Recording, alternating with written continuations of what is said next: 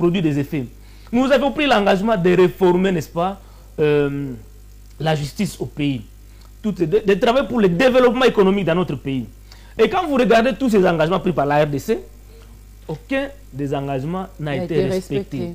Et ça nous amène à être dans une situation où, d'une manière ou d'une autre, comme on n'a pas construit par exemple des routes chez nous, les Congolais, depuis plusieurs années, sont obligés, Madame Ranta, à passer, les Congolais particulièrement de l'Est, tous les opérateurs économiques de l'Est sont obligés de passer par le Rwanda pour voyager à l'international. Et c'est en termes de millions de dollars que les Congolais payent, n'est-ce pas, pour passer par le Rwanda dans l'économie rwandaise. Et tout ça, ça fait tourner l'économie rwandaise qui revient pour nous combattre. Ça veut dire qu'en quelque sorte, nous leur donnons la force. Nous leur donnons la force, nous finançons l'agression dans notre pays. Bukavu et Uvira, c'est à peu près 120 km. Mais les habitants de Bukavu sont obligés de passer par le Rwanda pour aller à Uvira, sur notre territoire. C'est en termes de centaines de véhicules par jour, en aller comme au retour, qui traversent par le Rwanda. Tout ça parce que nous n'avions pas travaillé à l'intérieur, nous n'avons pas respecté nos engagements. Taxes, tout ça, ce sont des millions que nous donnent. Et tout ça, ça bénéficie. Donc, l'insécurité qu'on a instaurée dans notre pays bénéficie à l'émergence de l'économie rwandaise. Et le Rwanda n'a aucun intérêt de voir notre pays stabilisé, parce qu'une fois le Congo stabilisé, c'est l'économie rwandaise qui tombe en décadence. Parce que les Congolais ne seront plus dépendants du Rwanda. Les commerces illicites de minéraux ne passeront plus par le Rwanda. Et donc, au regard de ces accords-là, de ces engagements-là, le pays frontalier, membre de la CIRGL, et aussi ont pris des engagements, dont le Rwanda et l'Ouganda qu'on utilise souvent pour nous agresser. Quels étaient ces engagements de ces pays-là? Ils ont pris l'engagement, donc tous les pays frontaliers, membres de CIRGL, ils ont pris l'engagement de respecter l'intégrité et la souveraineté de notre pays. Vous êtes sans ignorer que le Rwanda entre sur notre territoire à n'importe quel moment. Et où est la faiblesse? Nous n'avons pas une armée, n'est-ce pas, capable à l'empêcher. Pourquoi pas cette armée-là n'a pas été réformée? Ils ont travaillé pour fragiliser notre armée de l'interne. Ils revenaient à nous, pas à la communauté internationale, pas au Rwanda, à nous Congolais, au gouvernement congolais. Le gouvernement passé et le gouvernement actuel de travailler dans le sens, n'est-ce pas, d'améliorer ou de réformer l'armée. Ce qui n'a pas été fait. Ils ont pris ça veut dire que, au regard de ça, au regard seulement du fait que les Rwandais et l'Ouganda ont signé l'accord gelé avec moi, qu'ils doivent respecter la souveraineté, l'intégralité et l'intégrité de notre pays, je ne vois aucune raison que le gouvernement congolais aille négocier avec Rwanda à Luanda. Donc le processus de Luanda n'a pas raison d'exister. Ils ont pris l'engagement, tous ces pays frontaliers-là, dont le Rwanda et l'Ouganda, de ne pas soutenir, n'est-ce pas, aucun groupe armé évoluant en RDC. Vous êtes sans ignorer encore, quand le M23 a été défait en 2013, ils s'étaient enfouis vers l'Ouganda et le Rwanda. Et quand ils reviennent pour encore agresser notre pays en prenant Bunagana, ils sont venus de l'Ouganda.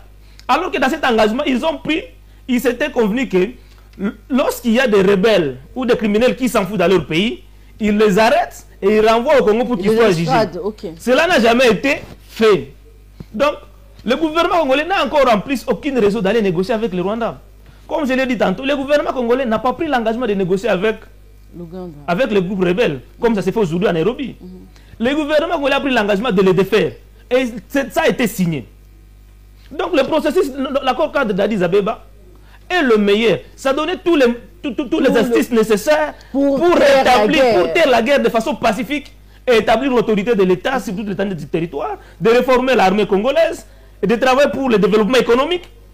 Mais malheureusement, nos gouvernements n'ont jamais travaillé pour ce faire. Et on regarde maintenant des rapports de force défavorables à la RDC, on nous a amenés dans une logique de processus de Luanda et de Nairobi.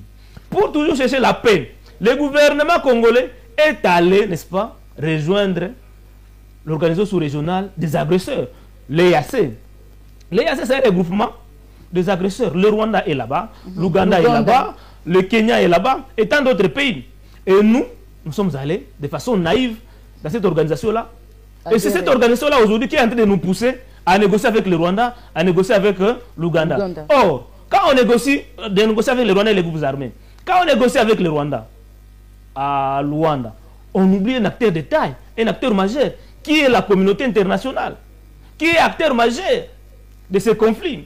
Et dans cet accord d'Addis Abeba, et aussi ont pris l'engagement, comme quoi il va accompagner le gouvernement congolais dans la mise en application de l'accord cadre d'Addis Abeba.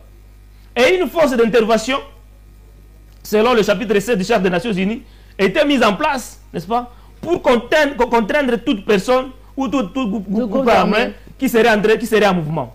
Et cela à long terme. Mais depuis un certain moment, je crois que quand la communauté internationale a vu que la RDC commençait à s'éloigner de cet accord-là, elle aussi s'est rétractée.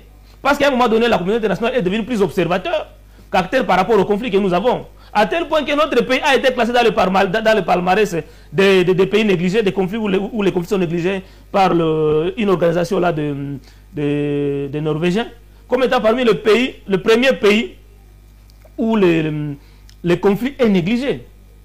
Et tout ça, ça ne nous a pas aidé d'avancer dans la recherche de la paix. Et donc, voilà pourquoi Dr Denis Mukwege, connaissant que cet accord-là existe, a recommandé au gouvernement congolais de revenir à l'accord cadre d'Addis Abeba.